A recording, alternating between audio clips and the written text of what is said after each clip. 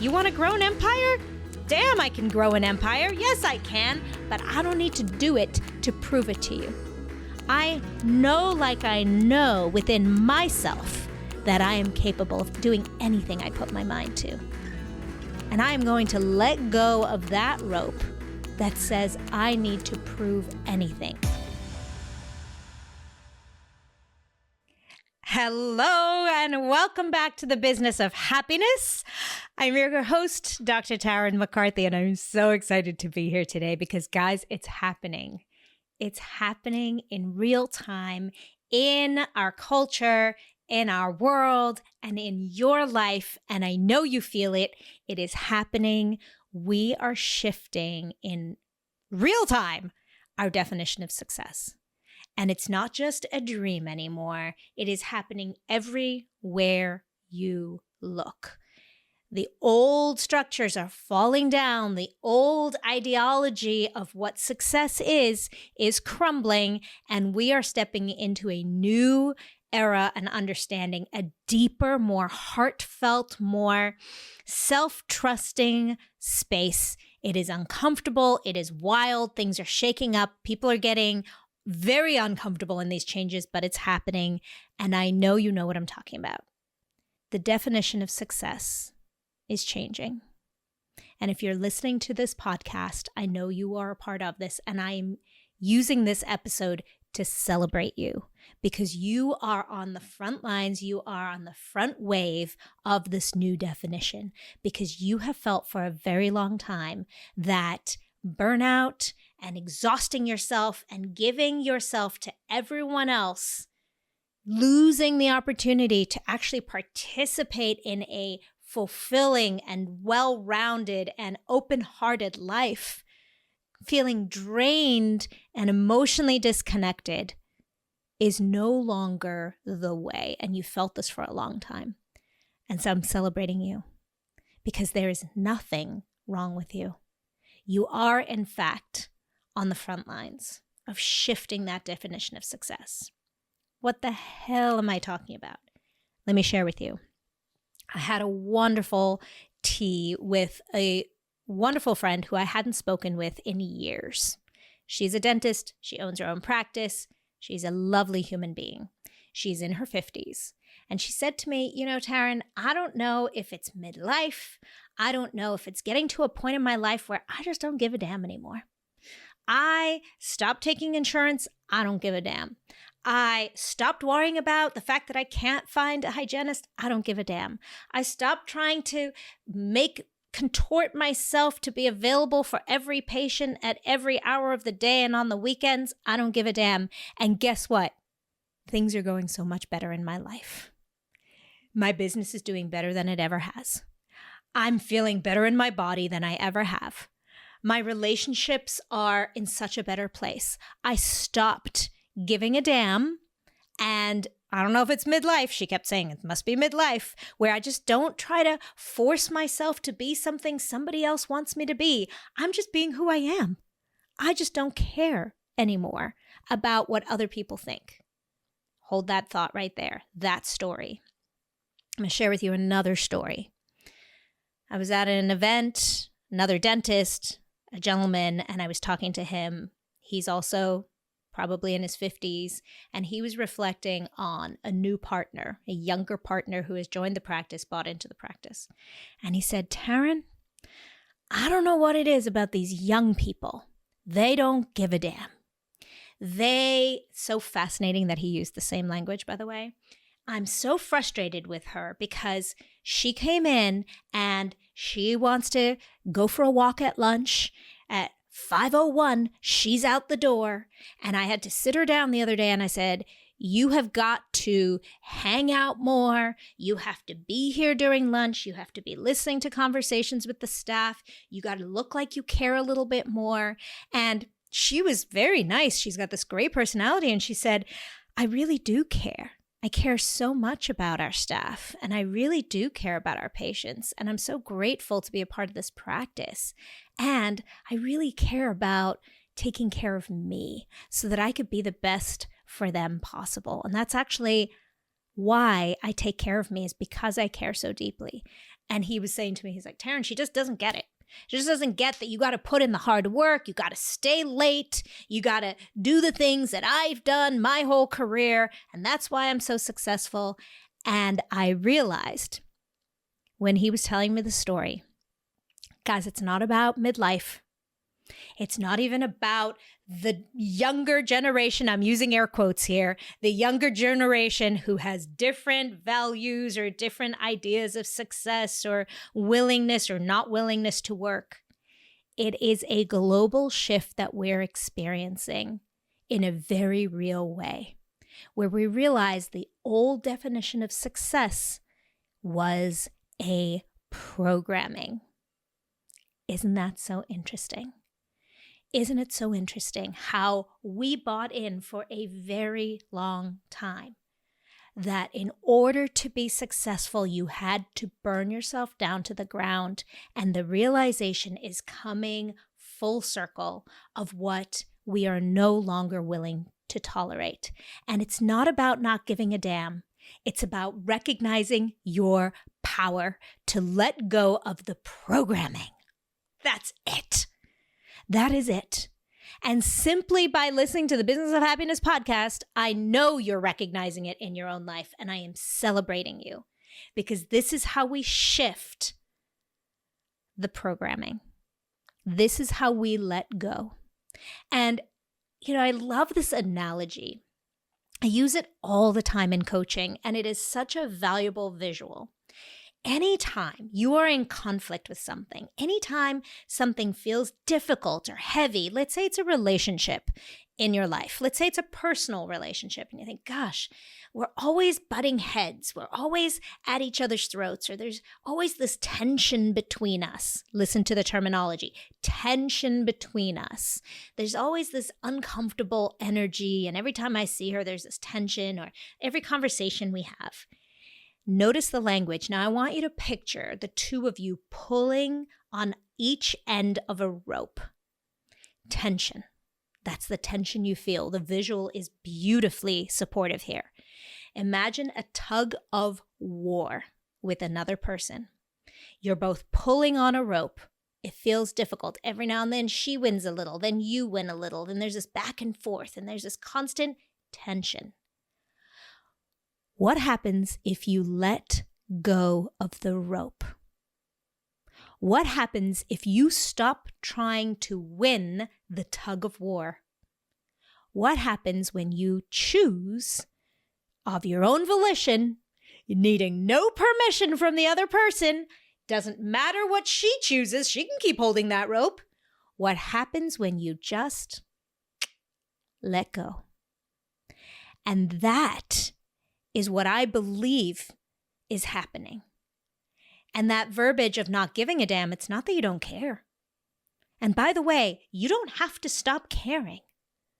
This is another thing I hear from a lot of women is, if I just didn't care as much. I was talking to a client the other day. She said, I look at her partner, a gentleman, and she was like, he lives such a carefree life. He doesn't take work home with him. He doesn't take stress home with him. He's just happy. He just comes into work, does his thing, and then he's so carefree. And I wish I could just be like that. I wish I could just stop caring, but I care so much about my patients. I care so much that I take them home with me. And I want to let you know, you don't have to stop caring because that is what makes you beautiful. It's not about not giving a damn. It's not about not caring. You get to hold on to that precious part of you. You do care. And that makes you an amazing, empathic, compassionate, caring, beautiful healthcare provider. We need more of you. We need more incredible women who care deeply about what they do and how they take care of their patients and the excellence of their care. But I need you to let go of the rope. I'm offering you the opportunity to just let go and not feel like you have to prove it to anyone. That is what my friend stopped caring about. She stopped caring about what other people think. She let go of the rope that is the programming. She said, I am not going to buy into this programming anymore. The programming that says, I need to be at a certain dollar number by the end of the year. The programming that says every year I need to have more and more growth, 10% more, 20% more year after year after year. The programming that said I have to work X number of days a week. The programming that says I need to have a certain number of houses or boats or cars or planes or vacation homes. The programming that someone else decides what I need and what is good for me. And by the way, notice how much money has been made off of that programming. Notice. She said to me, for a long time, I thought I needed, she's a general dentist. She said, I thought, okay, fine, I'll do aligners. Everyone's telling me I have to do aligners. She said, Tarryn, I realized one day I don't want to do aligners, but I've been just doing them because I was told that's what I should be doing. She let go of the rope. She said, oh my God, I felt so free. I was so stressed out about it. I realized I had no control over the design and I had no control over my patients wearing them. And I just let go of that rope and I felt an enormous freedom. Boom. Now, remember, she's speaking this to an orthodontist where I loved aligners. I mean, that was the core of my orthodontic practice. But I wasn't doing it because I thought someone wanted me to. Did it because I loved the empowerment component of it. I loved inspiring people to wear their aligners. For me, that was my jam. Notice we're each choosing our own path and selecting what works for me, letting go of the rope if somebody else knows better than me. Letting go of the rope of, I need to be doing X, Y, and Z. Whatever you choose, whatever your choice is, that is up to you, but only you know what it is. There are times in my life where I worked through lunch and I loved it. It energized me. And there are times in my life where I realized this is really depleting me. And I need to put some clear boundaries on taking time for my lunch. I learned very quickly that my nervous system requires a midday interruption, an interruption of the stress, of the fight or flight, of the programming in order to fully show up for my patients in the afternoon, in order to fully enjoy it. Otherwise, why even do it? Why are we doing anything we don't enjoy?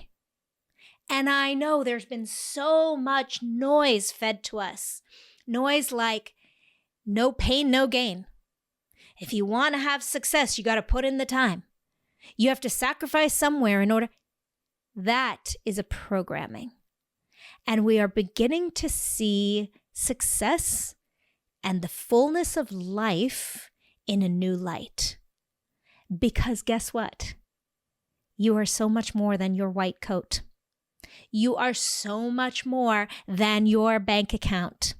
You are so much more than the number on your scale. I know you've heard me say this before. You are so much more than the DR in front of your name. You are so much more than that. And there's so much power in that because you get to enjoy so much more of it. That is the fullness of life. It's not about how much money you make anymore. This is no longer a thing. It's not about constantly accumulating more and more and more. We're beginning to realize it's about how you feel. And I'm going to say it again. What if success isn't the number of dollars in the bank, but rather the number of hours a day that you feel the way you want to feel? Right there. Is what you're doing on a day-to-day basis. Not on a in 6 months, not on a when I get there for my 2-week vacation, not on a I'll push through the week and then get there on the weekend. Is what you're doing on a day-to-day basis fulfilling you? Not what somebody else thinks should fulfill you. Is it fulfilling you? And if you're listening to this podcast, you're among this new wave, defining success and happiness from a broader, more expansive perspective. And let them judge. Let them judge. Let go of the rope. Just let go of the rope Let go of the rope that has you is telling you, that has you believing that you are less than, that you are not worthy of asking for it, that you are weak, that you're not capable. Guess what, my friend? You know you're capable. You know you can work hard. You've done it before. In fact, you've been the hardest working woman in the room. You know when the shit hits the fan, you show up. You get to stop proving it. You get to stop needing to prove it, because guess what? Nobody's noticing anyway. They're not. Nobody's standing there applauding you for working hundreds of hours a week. Nobody's standing there applauding you for going out of your way in the middle of the night, holding your patient's worries in your head, stressing about your team members at night. Nobody's applauding you for allowing your boundaries to be stepped and trampled all over. And I think for a long time, we've been knocking on this door of definition of success, of shifting the paradigm in our country, in Western civilization, in medicine, as women, in this generation of women. We've been knocking on that door and we've been noticing, oh, wait a minute. My mother sacrificed herself for us, and that became a definition of love. And so now I can see how those patterns have kind of continued over into my life. There were people, our four grandmothers, who really worked themselves to the bone, and they were unhappy in their lives. They didn't choose happiness. They chose paradigms that other people had put in place for them. They stayed in marriages maybe where they would not be as happy as if they had left. They chose lifestyles that were expected of them. We know many of our mothers and grandmothers who could have been incredible businesswomen, could have been artists, could have made big waves in this world, and yet they were kept small by old programming. And we had instilled in us this incredible opportunity to step into our dreams in terms of success, to become doctors and dentists, to own practices, to lead our careers. And then we also realized the fulfillment of having families. And somewhere in there, we got really overdosed with needing to give to our kids, to our careers, to society, to shift our bodies to please other people. And for a long time, we've been kind of asking that question, where's the work-life balance? That was like a long time we were asking, where's the work-life balance? Where's the silver bullet? What is the thing that makes you feel more whole when you're giving to everyone else? And we are now coming to the point of clarity. And what's so exciting is women everywhere are beginning to say, no more. I'm not willing to tolerate this any longer. I'm letting go of the rope. And those of you who have started to let go of the rope and you feel the freedom of it, bravo. Keep going, because you are leading the new wave. And it does not mean you have to throw it all away. Nope. You've worked hard to be here. You've earned this space. You put in the hours. You paid the money for the tuition. You've worked hard. You've grown beautiful things. You do not need to throw it all away. But you get to redefine it. You get to create something new using this beautiful, whatever you've built up, whether it's a career, whether it's a business, whether it's a practice. It does not need to look like the old version that tore you down and wore you out. And I think in the past, we had glimpses of this. Glimpses that were not of our choice. What do I mean? We had moments of clarity, these intermittent interruptions in our daily programming that we didn't choose, right? You kind of all went offline. Busy, busy, busy, busy, busy, busy, busy, busy. Go to work, do the same thing all day. Work through lunch, get home late, pissed off, little snapping at your kids, snapping at your team members, irritated, frustrated, little bit of like resentment of your patients, these like little gnawing things happening in the background that maybe you became numb to because we became disconnected and dissociated. Didn't even notice. Just kind of this underlying malaise, like, I just want work-life balance, this kind of like irritation. And then someone passed. You went to a funeral. Someone got married. You had a health scare. You ended up having a very serious conversation in a doctor's office about your own body. Or one of your kids graduated and you realized, 18 years is gone and my kid is leaving and I've been absent from her life because I've been so entrenched in what I thought everyone else expected me to be that I've missed out on her childhood. We've had these moments, these glimpses, these interruptions to the daily grind where there's been clarity of, oh my gosh, there's so much more to life than this. Oh my gosh, there's so much more to life, to me, than this. And we've had those moments where we've maybe made new choices. Maybe you made a new choice and it shifted your perspective for the rest of time. Or maybe you made a choice and then slowly over time the old patterns kind of encroached again and you're right back where you are. Rush, rush, rush, rush, hustle, hustle, hustle, hustle, worry about everyone else. Wake up in the middle of the night stressing about work. Worrying about that conversation you had with so-and-so. But we're getting to a point now where we don't need to hit rock bottom anymore. That is no longer what our psyche needs. We are having the realization before the cancer diagnosis, before the autoimmune disorder diagnosis. We are beginning to have the awareness sooner when the phrase I've been hearing from people is, I'm not burnt out, but I see burnout on the horizon. Ooh, this is exciting. More and more women are showing up to work unwilling to work through lunch, unwilling to not go for a run after work because that's what feels good, not willing to stay beyond 5:01 because she recognizes her boundaries.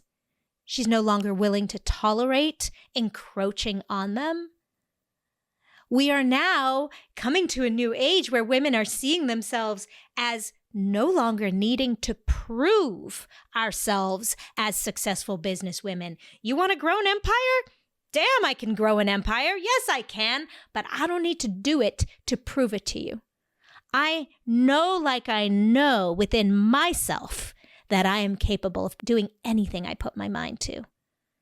And I am going to let go of that rope that says I need to prove anything. I know, like I know that I am a good dentist. And I don't need to be on the Forbes top 10 list, I'm making this up, of the city to prove to you that that's who I am. I am a good dentist. And we're beginning to realize that that is all it takes. The new definition of success is knowing you. This is how I want to live this one wild and precious life. Guys, we only get one that we know of. And I've said this before, not me. I'm coming back many, many times because I'm having too much fun. And I'm excited in the next life to figure out how to have fun in that one because that is a part of our journey. How do I get to follow this passion, this dream, this pull of supporting and loving and serving patients in this way and stay true to myself and enjoy it along the way and take care of this body, this vessel, so that I feel good in it? I'm not willing to run this body down. This is how I show up for my patients. This is how I hug my kids. This is how I put my face in the sun and I feel the glorious warmth from the sun. I want this body to feel good. I don't want it to feel run down, and in dis-ease. No longer willing to tolerate it. So I'm asking you today, what is no longer serving you in your life? And the moment you hear, yeah, but I got to do that because of XYZ, let that go. Let go of that piece of rope. Yeah, but if I don't work Thursday nights, my patients will stop. Let go of that rope, baby. You get to define your life. Yeah, but if it's really not serving me to have this hygienist work in my practice. She is so toxic and she makes my life miserable every day. And I've known for a long time, but if I let her go, it is so hard to find hygiene right now. Sweetheart, let go of that rope. That programming that is coming from outside of you because your life is too short. Your life is too short to hold on to what is no longer serving you. You are so much more than that. And you are worth so much more than that. You get to choose for yourself. What is no longer serving you? Is it owning your practice? I don't know. Is it being an associate and you know that you really want to own a practice and have the autonomy and freedom of a practice owner? Okay. Do that thing. And here's a really exciting part, and I've said this many times on the podcast before, and this, I promise you, is true. You cannot make a mistake. So let go of that fear programming too. Because as soon as your mind starts to say, yeah, but it's so scary to actually own a practice because I'm noticing all the people who are stressed out. Guess what? There are many, many, many people who own practices who love it, who are doing fabulously. And what they all have in common is they stopped worrying about what other people think. And you don't have to wait to turn 50 to realize that. You don't have to be Gen Z to realize that. Everyone gets that choice. Is it a practice? Yes, it is. Is it one that I constantly and daily remind myself of? Absolutely, because even I spent decades worrying about what other people thought. Decades. And the moments I choose to no longer worry about what other people think, magic happens. When I listen to and stay true to me, magic happens. Magic happens. And I know you've witnessed this in your own life. So, ask yourself today, what is no longer serving you? What are you no longer willing to live as your definition of success? And just that one question might open a whole new avenue, a whole new path of desire and success. Because when you feel good, that is when you do great things in this world. Bye-bye. Thank you for listening to the Business of Happiness podcast. If this episode brought you new perspective and value, I invite you to subscribe so that you catch all upcoming episodes and leave us a review. And if you know of a friend or colleague who could benefit from this perspective, share this episode with them and empower their day. For more information about the Business of Happiness and the Radical Happiness for Practitioners course, find me on www.thebizofhappiness.com. See you there.